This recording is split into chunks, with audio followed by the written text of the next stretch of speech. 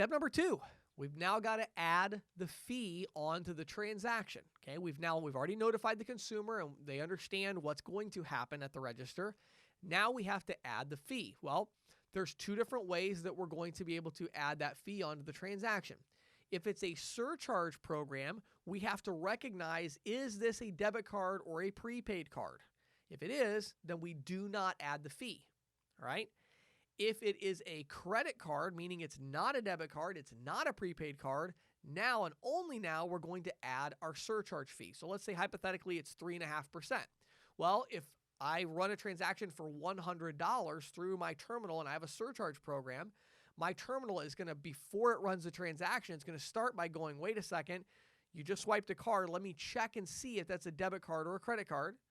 If it's a debit card or a prepaid card, it's not going to add the fee, and so it's still going to run it as a $100 transaction. If it is a credit card, it's going to change the amount to $103.50, right? Because we have a 3.5% surcharge, so $103.50. Then it's going to authorize the transaction at the new amount. If it's a cash discount or in-kind incentive program, that becomes much easier because if they're running any transaction through the terminal, obviously it's not cash, right? So if you're running a credit card of any kind or a debit card of any kind through the terminal, pretty simple. We are going to add that fee on there. Now, I will say that some cash discount and in-kind incentive programs you'll hear out there, they actually disable the PIN debit. So they don't allow you to run PIN debit through the program, or in some cases, they allow you to run PIN debit, but they don't add the fee to PIN debit. Those programs are all perfectly fine.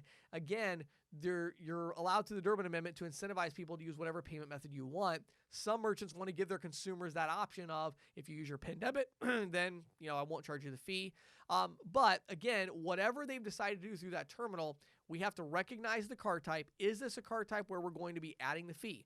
For most cash discount and in-kind incentive programs, everything runs through the terminal, we're going to be adding the fee. Okay?